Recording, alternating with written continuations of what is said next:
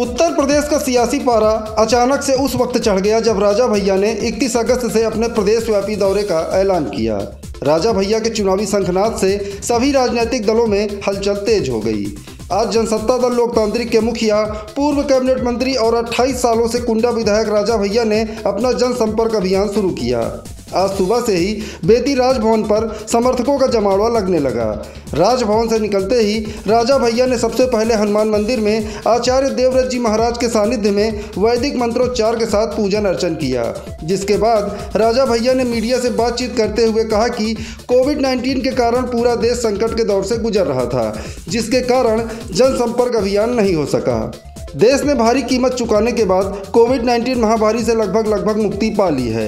अब पार्टी जनसंपर्क अभियान तेज कर रही है, जिसकी शुरुआत अयोध्या में भगवान श्री राम के दर्शन पूजन के बाद शुरू होगा। क्या लग रहा है आपको कि ये 2022 के चुनाव के पहले की तैयारी है या फिर केवल रामलला का दर्शन है? नवंबर 18 में जब पार्टी का गठन हुआ तो जो अपार जनसमर्थन लखनऊ पहुँच के उत्साहवर्धन किया, उसके बाद ही ये कार्यक्रम लगने थे।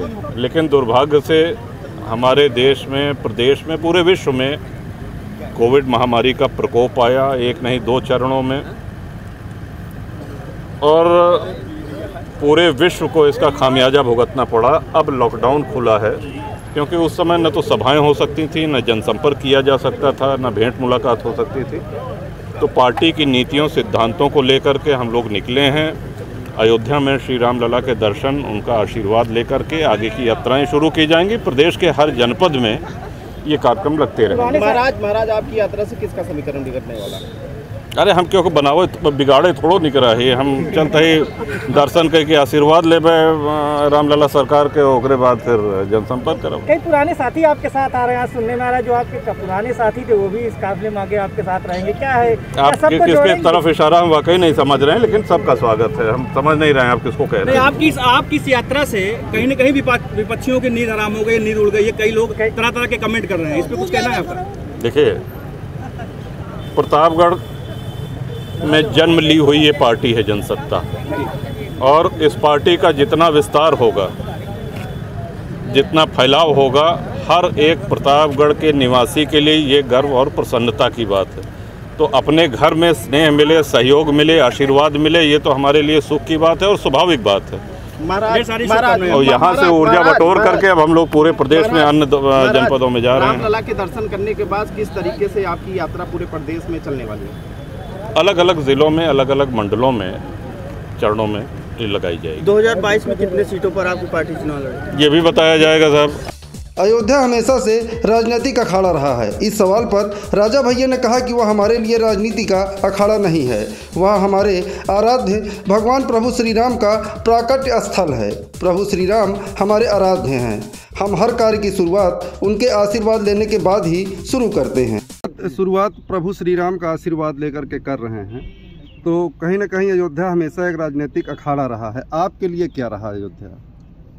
हमारे लिए कभी भी अयोध्या राजनीतिक अखाड़ा नहीं रहा है। हमारे इष्ट का आवास है, धाम है, और उनके आशीर्वाद से जो भी काम किया जाता है वो सदैव सफल होता है, मंगल होता है।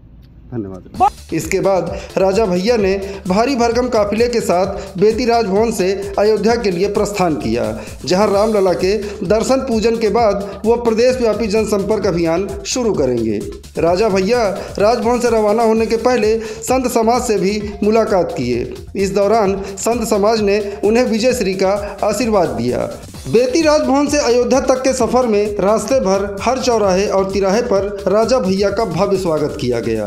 कार्यकर्ताओं और समर्थकों का जोश और उत्साह देखते ही बन रहा था। जगह जगह उमड़ रहे इस जनसैलाब को देखकर कहीं न कहीं अन्य राजनीतिक दलों में बेचैनी जरूर बढ़ी होगी। कुछ राजनीतिक पंडितों का कहना है कि अगर यही जनसमर्थन पूरे प्रदेश में जनसत्ता दल लोकतांत्रिक को मिलता है तो 2022 में प्रतापगढ़ के राजा भैया को प्रदेश का राजा बनने से कोई नहीं रोक सकता। देखिए राजा भैया के काफिले की कुछ झलकियाँ।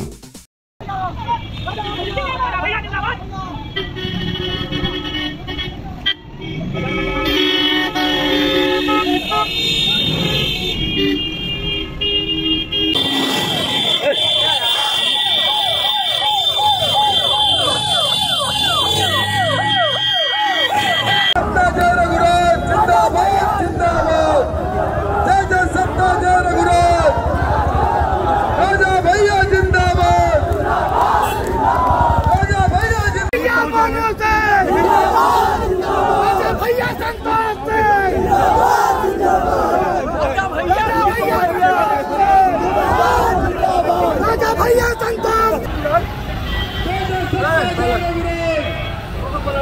दोस्तों, अगर अभी तक आपने चैनल को YouTube पर सब्सक्राइब नहीं किया है तो प्लीज़ सब्सक्राइब करके नोटिफिकेशन बेल जरूर दबा दें, और अगर आप Facebook पर देख रहे हैं तो प्लीज़ पेज को लाइक जरूर करें।